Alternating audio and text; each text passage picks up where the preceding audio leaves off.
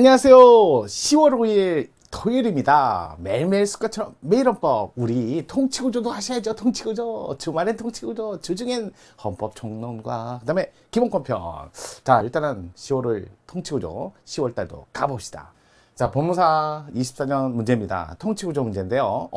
뭐 지문도 길고 또 내용도 많이 보지 않던 그런 지문이 나와서 좀 살펴볼 필요가 있을 것 같아요. 자, 일단은 헌법재판 절차에서 행해지는 가처분인데요. 솔직히 말해서 헌법재판 절차는 단심으로 하기 때문에 가처분에 관한 규정이 뭐 이렇게 많지는 않아요. 일반적으로 가처분, 뭐 솔직히 말해서 행정심판 절차에서 뭐 탄정권 해갖고 기본적으로 조금만 보고 그 다음에 살펴보도록 할게요.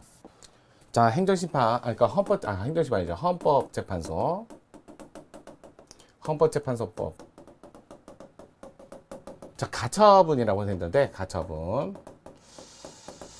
자, 이게 내용 자체가 그렇게 많지는 않습니다. 가처분이라는 게 임시처분으로서 집행정지 신청을 할 수 있나요? 뭐 이런 것들, 집행정지 신청이다. 또는 권한정지?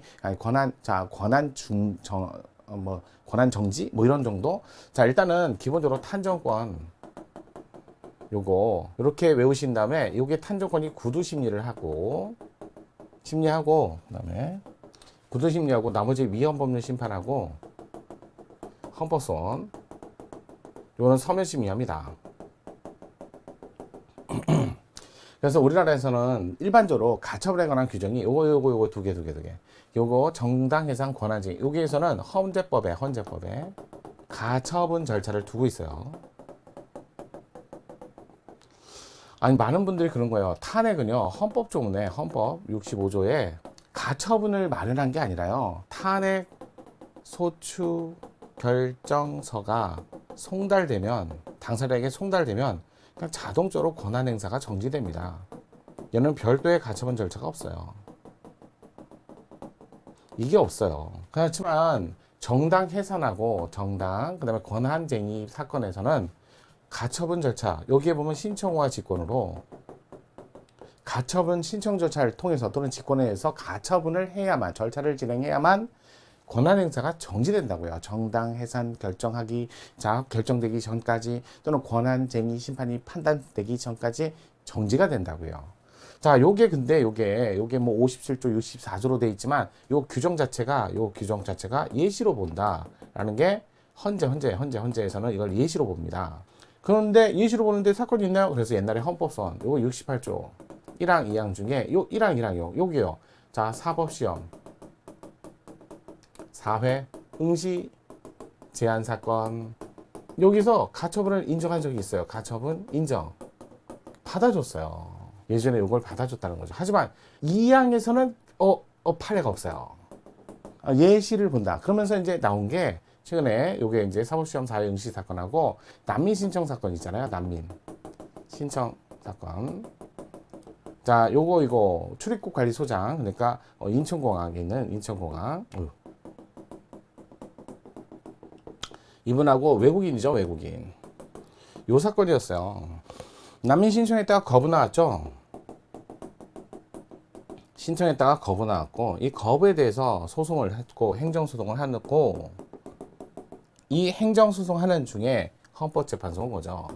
이렇게 온 거예요. 결국, 자, 여기서 이제 항고 제한고까지 갔는데, 만약에 여기서 가처분을 인정 안 하면 이런 사건이었어요. 물론 이게 뭐 헌법재판소 결정에서 중간에 나온 그런 것보다는 이 가처분 절차를 인정하지 않음으로써 발생한 피해가 크기 때문에 난민 신청 사건에서는 가처분을 인정했다. 이건 꼭 기억하세요. 이거 헌재에서 가처분 여기로 오셔야죠. 가처분을 인정했다. 이렇게 보시면 돼요. 그래서 이 사건을 지금 문제로 낸 것 같아요. 자, 나머지는 뭐 그냥 기본적으로 같이 보시면 될 것 같습니다. 자, 일단은 헌법재판 절차에서 행해지는 가처분.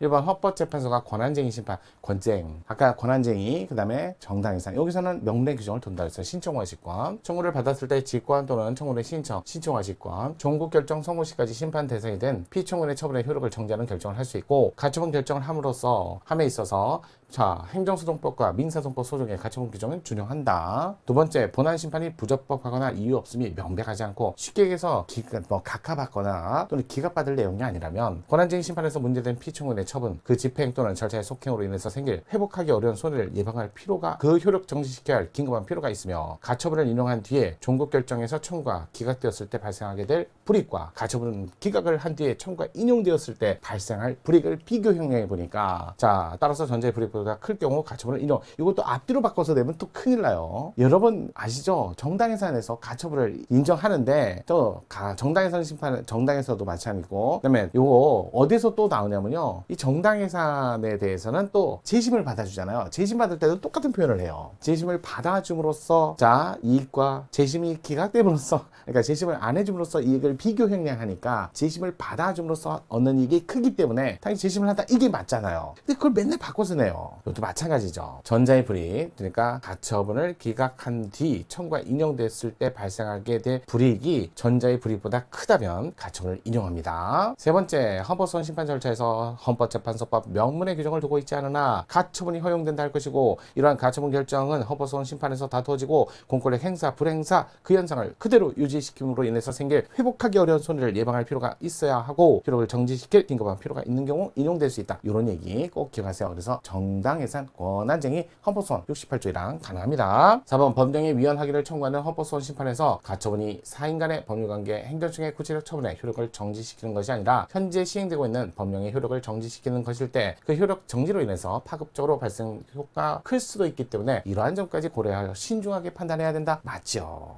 5번째, 입국 불허 결정을 받은 외국인 출입국 관리소장을 상대로 제기한 인신보호법상 수용 임시 해제 청구소가 인용되었고, 그다음에 인신보호 청구의 소 역시 항고심에 인용된 후 재항고심까지 계속 중인데, 난민신청 심사 불회부, 자, 결정 취소 청구소에서 역시 청구를 인용하는 제2심 판결이 선고되었다면, 그러니까 인신보호법상 수용 임시 해제를 해달라라는 소송하고, 그다음에 난민신청 인자, 난민인정 심사 불회부 결정 취소를 또 마찬가지로 또 소송을, 그래서 1심 판결 선고까지 되었다면, 비록 이 소송 제기된 후 5개월 이상 변호인을 접견하지 못한 상태라 하더라도 변호인 접견 허가에 관한 임시지를 정하기 위한 가처분과 관련해서 손해방지할 긴급한 필요가 없다? 아니죠. 이거 만약에 재항고를 해버리면, 그러면 재항고 해갖고 또 청구인 입장에서는 다툴 방법이 없잖아요. 변호사를 고용해서 이거 우리나라 언어도 모르고 우리나라 법제도 모르는데 이 사람에게는 당연히 긴급한 필요가 생기는 거죠. 그래서 긴급한 필요가 있기 때문에 변호인의 조력을 받으라는 거죠, 결국. 그래서 가처분을 인정해줬다라는 사건이었어요. 가처분 인정 사건. 이게 이제 18년에 있었던 사건인데 이걸 또 문제로 냈더라고요. 많이 안 보는 판례였잖아요.